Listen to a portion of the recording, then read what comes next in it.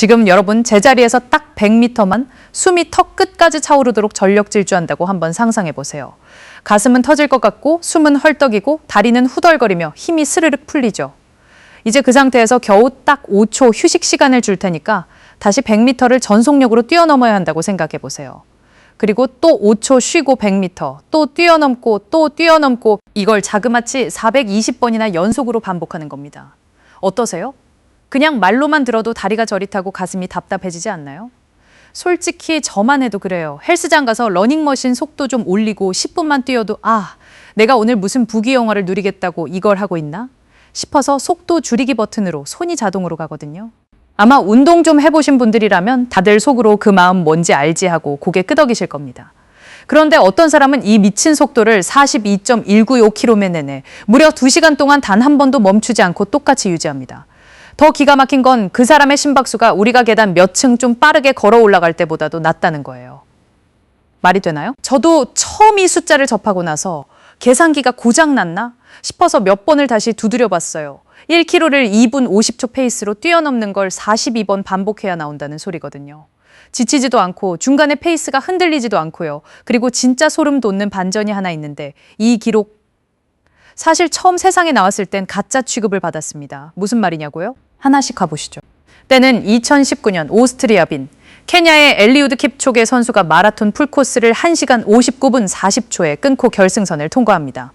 그 순간 전 세계 모든 언론과 스포츠 뉴스가 일제히 속보를 띄웠죠. 인류 최초로 꿈의 영역이던 2시간의 벽을 깼다. 저도 그날 중계 기사를 실시간으로 보면서 온몸에 전율이 흐르고 소름이 쫙 돋았거든요. 드디어 인간이 생물학적 한계를 극복했구나 하면서요. 근데 며칠 뒤 뉴스 화면 하단에 이상한 자막이 하나 쓱 붙습니다.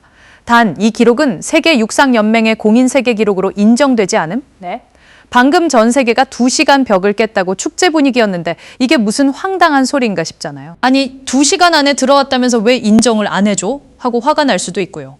하지만 여기에는 엄청난 함정이 숨어 있었습니다.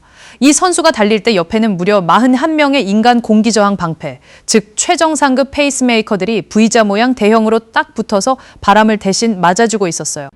게다가 옆에서 자전거를 탄 전담 스태프가 따라 붙으면서 선수가 목이 마를 때쯤 딱 맞춰 물병을 손에 쥐어줬죠. 선수가 음료를 집으려고 속도를 줄이거나 자세를 바꿀 필요가 아예 없었던 겁니다. 쉽게 말하면 이건 정당하게 겨루는 스포츠 경기가 아니라 모든 변수를 통제하고 만든 과학 실험이었던 겁니다. 여러분 혹시 바람 많이 부는 날 걸어갈 때 앞사람 바짝 뒤에 붙어서 걸어본 적 있으시죠? 그러면 거짓말처럼 바람이 덜 불고 몸이 가벼워지잖아요. 마라톤 같은 초장거리 달리기에선 공기 저항을 받는 것 자체가 엄청난 칼로리와 에너지를 갉아먹는 일인데 무려 41명이 정교한 V자 대형으로 바람을 다 막아줬으니 순수하게 혼자 힘으로 달린 기록이라 인정하기엔 확실히 무리가 있었던 거죠. 인간의 몸이 2시간 안에 42km를 완주할 수 있다는 가능성은 증명했지만 온전한 혼자 힘으로 해낸 게 아니었기에 세계 육상연맹도 공식 기록부에 이름을 올려줄 수 없었던 겁니다. 이때부터 육상계는 그야말로 뜨겁게 달아오릅니다. 그래서 저 기록, 진짜 아무 도움도 없는 실제 정식 경기에서도 가능한 거야? 아니면 평생 실험실에서만 가능한 환상이야? 하고 말이죠. 사실 이 도전은 2017년 이탈리아 몬자의 자동차 경주 트랙에서도 한 번 있었거든요. 그때는 딱 25초 차이로 실패했었습니다. 42km라는 까마득한 거리를 뛰어놓고 단 25초 차이로 실패했다니? 100m 달리기에서 0.6초 차이로 아깝게 눈앞에서 금메달을 놓친 거나 다름없죠. 보는 사람도 속이 타는데 당사자 심정은 어땠겠어요? 그러니까 2019년 재도전 때는 다들 이번엔 진짜 되나? 하고 숨을 죽이고 지켜봤던 겁니다. 여기서 잠깐, 여러분 요즘 러닝화나 워킹화 신어보신 적 있으시죠? 밑창 속에 얇고 뻣뻣한 탄소 섬유, 즉 카본판이 들어있는 신발 말이에요. 손으로 꾹 눌러보면 딱딱함이 느껴지는 그 탄소판이 사실 이 대기록 논란의 숨은 주인공이었습니다. 이 선수가 신었던 신발 안에는 특수 설계된 카본판이 들어있었는데 사람이 땅을 밟는 체중과 힘의 무려 90%를 그대로 스프링처럼 튕겨내주도록 만들어져 있었습니다. 발이 땅에 닿는 순간 착지의 충격을 튕겨나가는 추진력으로 바꿔주는 거죠. 문제는 이 신발 때문에 육상계가 또 한 번 발칵 뒤집혔다는 겁니다. 다른 브랜드나 선수들이 대놓고 항의를 시작했어요. 이건 선수 본인의 순수한 체력과 실력이 아니라 신발이라는 장비의 힘으로 달린 거 아니냐?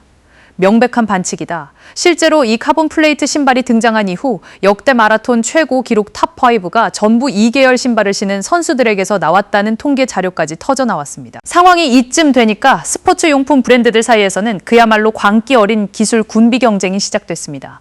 한쪽에서 탄소판 하나를 넣으면 다른 쪽에서는 판을 두 개 겹쳐 넣고 또 다른 쪽에서는 무게를 극한으로 깎아내리고 급기야 2026년에는 한 글로벌 브랜드에서 신발 한쪽 무게를 100g 밑으로 깎아낸 신제품까지 내놨어요. 100g이면 우리가 편의점에서 사 먹는 계란 2개 정도 무게밖에 안 돼요.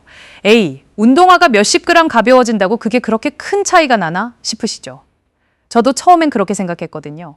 근데 마라톤 42km를 뛰는 동안 우리가 발을 내딛는 횟수가 몇 번일까요? 수만 번입니다.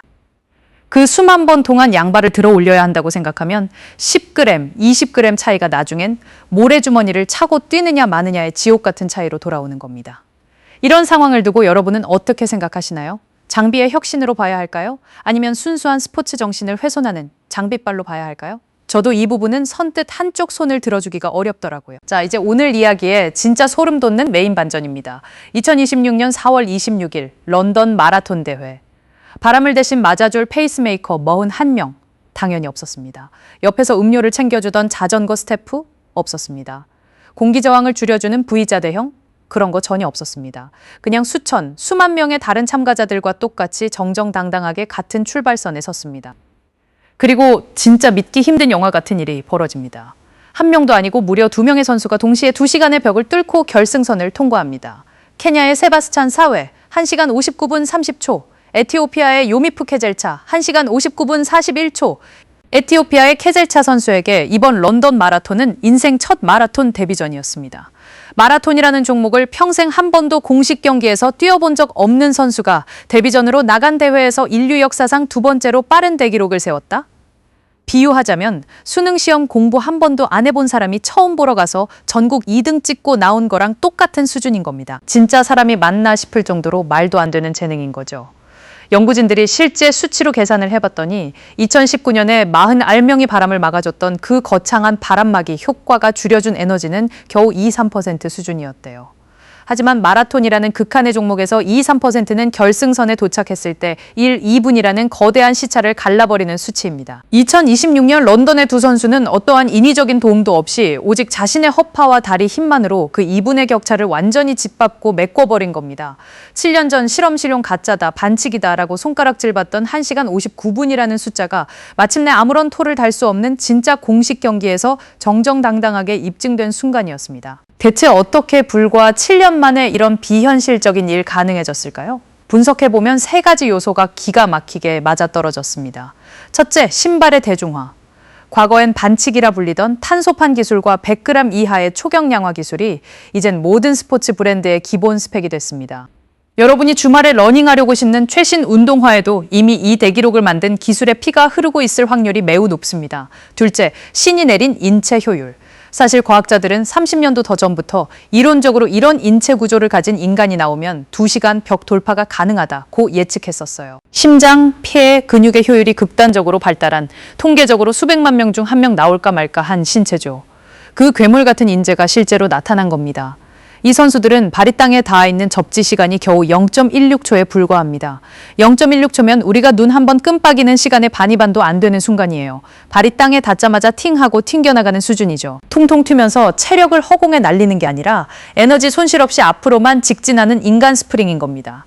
더 재밌는 건 이들이 단순히 심폐지구력만 뛰어난 괴물이 아니라는 점이에요. 순수산소, 흡수량 수치만 놓고 보면 이 선수들보다 더 높은 스키 선수나 조정 선수들도 많거든요. 하지만 같은 양의 산소를 마시고 얼마나 에너지를 안 쓰면서 효율적으로 달리느냐라는 연비의 영역은 완전히 별개의 재능이라는 거죠. 몸이 좋은 것과 잘 달리는 건 전혀 다른 차원의 이야기라는 겁니다.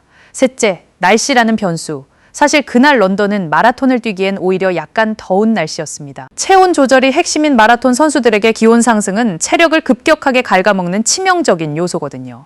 전문가들은 만약 그날 날씨가 조금만 더 서늘하고 습도가 낮았다면 1km당 2에서 3초는 더 줄여서 1시간 58분대라는 미친 기록도 나왔을 거라고 분석합니다. 3년 전 공식 세계 기록이 2시간 35초였는데 불과 3년 만에 1분 넘게 당겨진 걸 생각하면 정말 몇 년 안에 1시간 58분대, 57분대도 남의 얘기가 아닐지도 모릅니다. 저는 이 소식을 보면서 이게 단순히 누가 달리기를 좀 더 빨리 뛰었다 수준의 스포츠 뉴스라고 생각하지 않아요.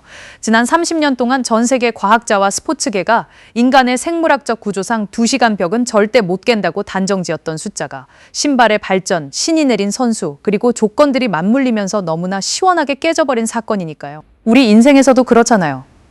내 능력으로는 이건 절대 안 돼. 이건 내 한계야 하고 스스로 높다란 벽을 세워둔 일들 하나쯤은 있으시죠. 하지만 어쩌면 그 벽도 약간의 준비와 조건만 맞아떨어지면 우리가 생각했던 것보다 훨씬 싱겁게 무너져 버릴지도 모릅니다.